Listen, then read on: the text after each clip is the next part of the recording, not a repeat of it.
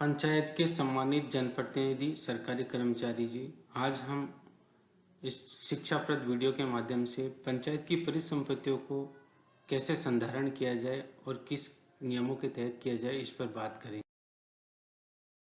हमें ग्राम पंचायत स्तर पर स्थावर संपत्तियों से या परिसंपत्तियों से जुड़े हुए कुछ महत्वपूर्ण बिंदुओं पर बात करनी चाहिए।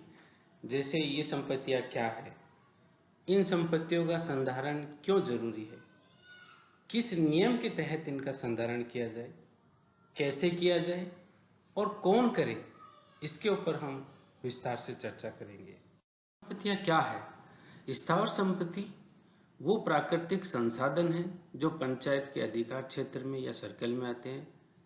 स्थावर संपत्तियां वो हैं जो विभिन्न योजनाओं के माध्यम से निर्मित की गई हैं और सरकारी हैं। इनके ऊपर हम विस्तार से आगे भी चर्चा करेंगे। इन स्थावर संपत्तियों का संधारण हमें पंचायत स्तर के परिसंपत्ति रजिस्टर में क्यों करना चाहिए? क्योंकि इन पर पंचायत का अधिकार है। वह इनके विकास, रखरखाव और प्रबंधन की जिम्मेदारी पंचायत की है। अतः हमें इसके ऊपर कार्य करने की आवश्यकता है। पंचायती राज नियम 1996 के विभिन्न नियमों के तहत इनका संधारण किया जाता है। इन नियमों के बारे में हम आगे विस्तार से चर्चा करेंगे। अगला महत्वपूर्ण बिंदु है कैसे करें। हमें विभिन्न प्रकार के सरकारी रिकॉर्ड्स, जमाबंदी, खाता नकल या हमारी कुछ जो योजनाओं में स्वीकृत हैं या उनके द्वारा निर्मित हैं, उन सब के रिकॉर्ड्स को देखकर भौतिक सत्यापन करके प्रपत्र 20 में दर्ज करना आवश्यक है। इनके संधारण करने की जिम्मेदारी किनकी है?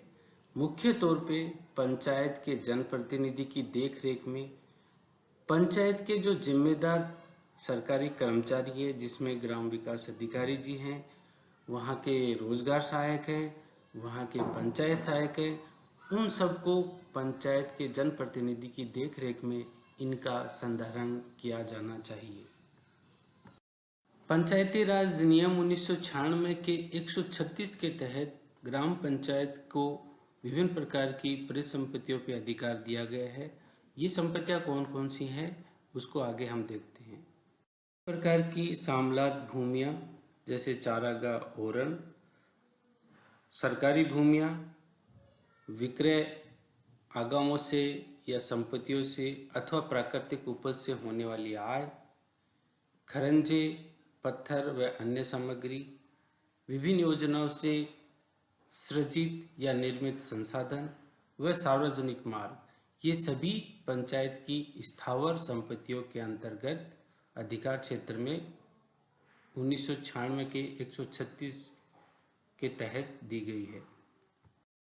स्थावर संपत्तियों के संधारण हेतु पंचायती राज 1996 के विभिन्न नियम क्या परिभाषित करते हैं, हमें थोड़ा उनके ऊपर भी समझ बनाने की जरूरत है।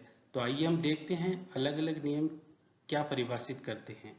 1996 के नियम 136 के तहत स्थावर संपत्तियां कौन कौन सी हैं, उनका विवरण दिया गया है। 137 के तहत परिसंपत्तियों के रजिस्टर के प्रपत्र 20 में दर्ज करने की बात कही गई है। 137 के तहत इनके साथ इनके रखरखाव की बात की गई है।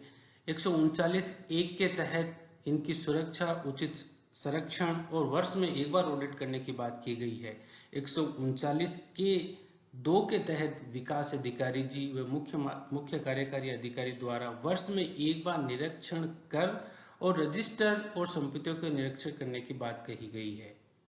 तो परिसंपत्तियों के संधारण के संदर्भ में ये विभिन्न प्रकार के नियम हैं जो पंचायती राज नियम 1996 के तहत परिभाषित किए गए हैं और इनकी अनुपालना पंचायतों को करने के बारे में कहा गया है। यहाँ स्थावर संपत्तियों को पंचायत स्तर पे किस प्रपत्र में दर्ज करना चाहिए, उसका प्रारूप यहाँ पे दिया गया है। साथ ही 20/9/2013 को ग्रामीण विकास एवं पंचायती राज विभाग के द्वारा भी एक प्रारूप जारी किया गया है।